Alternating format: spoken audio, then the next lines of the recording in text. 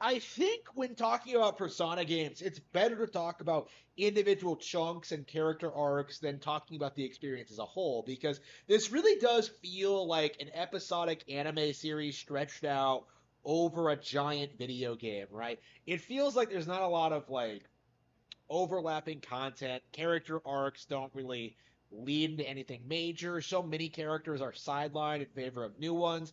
It just comes off like the stereotypical anime problem of just having going on way too long and not really doing anything with the characters it does introduce.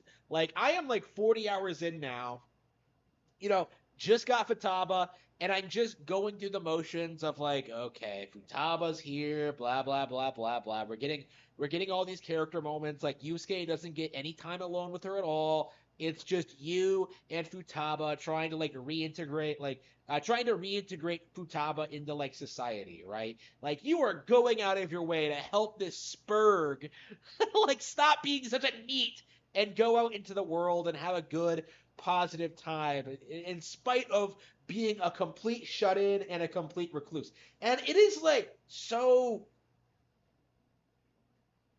obnoxious seeing this happen because I was so enthusiastic about the Futaba arc going in because like I saw like I like some of the bits with like Sojiro and like the characters learning about her and going through the palace and realizing that it was different and just kind of like the whole like thing, right? Like all of that was like pretty good, right? It was building up to something like different than what we've seen before, right? I thought we were going to get some real Kino, right? I thought we were going to get like a really interesting resolution to all of this, that we would get a really good explanation as to like why Futaba is such a spurg, and that it would like kind of go like make some cool like grand statement about society. No, no, no, no, no. What we get instead is some like hackneyed nonsense response like, "Oh, Futaba blames herself for her mother's death and so shuts herself in." Like, what do those two things have to do with each other at all, right? Like, Futaba is a Spurg, okay. But, like, she is a Spurg that seems weirdly well adjusted and normal for, like, a Spurg, right? Right, she's well dressed, her hair's nice, like, she has like several different outfits, like she has interests, she's like a high level hacker, like she's not like sitting in her room doing nothing as if she was like really depressed, right? Like it's such a weird, like this is my problem with Persona 5, right? Like it takes these real world concepts, right? The Hikamori concept, and like it fetishizes it so much that it is so out of line with like what would happen realistically, right? When it comes to this kind of person. Oh man, what if there was a girl who shut herself away like from the world, and like she had an enabler getting her things and stuff like that. You know what would realistically happen if that girl existed? is that, is that eventually she would be forced to leave. Like someone would come and make her do something, right? Like she wouldn't just be allowed to stay there. She would have to go to school or she would have to do something, right? Like she couldn't just stay in there doing nothing, right? And like you have this weird thing where like the characters are just like, oh man, Futaba, she has this real tragic backstory. She thought her mom didn't like her, but in reality she did. And it's just like, okay, if you think you're being abused, like if you genuinely think that your parents don't like you, if they don't care about you at all, like they probably do, okay?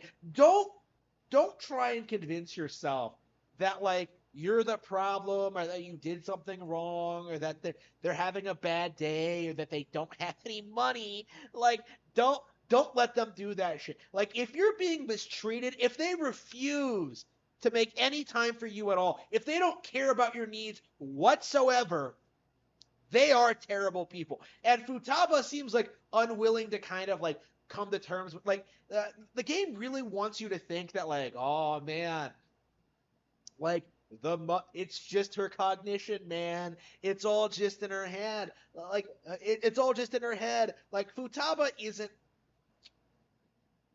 wasn't abused. It was just a misunderstanding.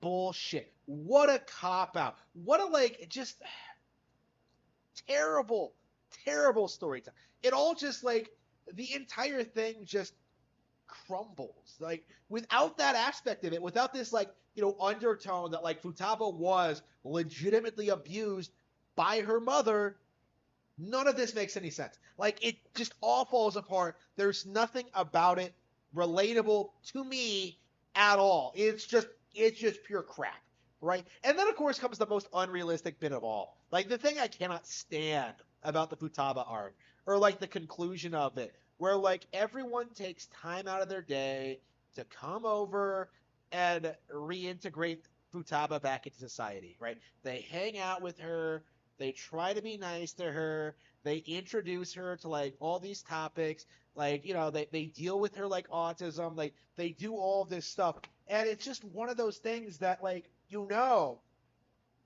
if you've been in this situation yourself, if you are the sort of person who sees Futaba as a literally me character, someone like me, you know full well this would never, ever, ever happen because nobody else cares about you at all, right? Nobody cares. Nobody thinks about you. Nobody respects you. Nobody is concerned about your well being. Nobody thinks about you at all, right? You are nothing to them. Nothing. And like for some reason, the game seems to think that like everybody is like super concerned about Futaba's well-being. That like, oh man, they would go out of their way, they would spend time out of their summer vacation to help this retard reintegrate back in society. But no, realistically, that wouldn't happen. Like all of these people would be out having fun and completely forget that like Futaba ever existed, right? It's not it doesn't strike true to me at all. Like this isn't real. It's so fake and so contrived and so like wish fulfillment ish that like I honestly I get so frustrated like seeing this play out and like seeing these situations and just like marveling at just how out of touch with reality these developers are. Because no, you don't have adult women like pining after high school boys.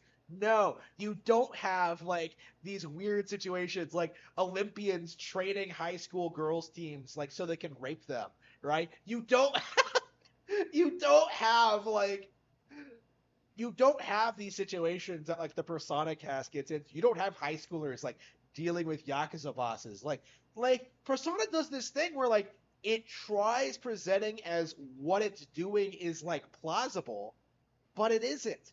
And it's so frustrating. As someone who genuinely likes some of the aspects of Persona 5, like I like the chill tone. I like how comfy it is. I like the idea of like of what the game is supposed to be about, but like whenever you look at like these character arcs, their resolutions, like everything about them from the setup, like the climax, the payoff, like they're all incredibly contrived and don't really make a whole lot of sense whatsoever. They're just so baffling. It's so frustrating going through this game and having these like issues over and over and over again. I'm still like hung up over like Shiho, Anne's friend never coming back, having no role in the plot whatsoever. Like I'm upset about Anne having no further development after the first palace. Like I'm upset at Ryuji having no development. I'm upset at like Yusuke not doing anything relevant. I'm upset at like Makoto being my favorite character, like not really having a good, interesting like introductory palace at all. Right? Like there's just so many things about the game that should work, but like there are just so many times where I'm just so frustrated at just the nonsense and just like everything about it. It's just like it's definitely not one of my favorite RPGs to be sure. I'm curious like if I actually go back and play 3 and 4 if I'll like prefer those more because I have heard people say that those games are better in certain ways. I'm very curious about like what I think of the older games, and I think I will go back and play them. I Playing this has really made me interested in like playing more Shin Megami Tensei games because I'm a big fan of Tokyo Mirage Sessions. Tokyo Mirage Sessions is way better than Persona 5, by the way. I I'm so frustrated about like these problems because I think Persona 5 could have been great. You know, like it's like their creators had this really cool idea with a lot of these really cool original aspects. They have great animation, reasonably good voice acting. Like they have like cool character models, like cool ideas, cool concepts, but they just like blow it all for like, contrived juvenile like anime nonsense, right? Wish fulfillment. Like instead of like actually creating a cool, interesting plot with this idea, with these characters, like really like evaluating like what like seriously evaluating whether like what the Phantom Thieves are doing is good or not. Like now they're just the good guys. There is no nuance here. There is no like subjectivity. Like there is no like debate. Like the Phantom Thieves are objectively the good guys. Like there is no disputing this. Like anybody who thinks like the Phantom Thieves are bad, ooh, they're a bad person, or they're gonna come around eventually. Like there is no subtlety to it. There is no like, uh, it's so. It really does feel like it was written by a 15-year-old, right? Like, oh man, if people were just nice to each other, everything would just work out. That is like the mindset that these people are in, right? Like there is just real life isn't like that. I feel so. I've talked about this before, and this is like my core problem with Persona is that like I don't like how this series like idealizes high school life. I don't like how it treats its characters. I don't like its themes or its ideas or like the fetishization of this kind of like lifestyle, right? Like just so many times I've just played this game and just got frustrated at like the stupid contrived stuff it pulls to try and make Joker look like the coolest guy ever. Oh man, he's hanging out with a celebrity. Goro Akachi. Ooh, he has a red-haired girl, trad waifu, like following around everywhere and calling him senpai. Ooh, he has like, he lives in a cafe by himself. He can invite girls over whenever he wants. Like, you have like all of these things that just create this unbelievable like fantasy scenario. One that's like so ridiculously like idealized it's out of touch with like reality. It's not grounded at all. It has no sense of realism to it. Like nothing that happens in Persona really feels like it could happen realistically. And as a result of it, like all of it loses its impact. And I've talked about this like over and over and over and over again. But like I just don't like I have an issue with this game, okay? Like I have genuine problems with it. Like it's just Persona 5 Royal is simply not that great of a game. I've been saying this since before I played it. I've been saying it since it came out. I've been saying it like over the years. This is nothing new for me, but like I am tired of pretending as if Persona 5 is anything but mediocre.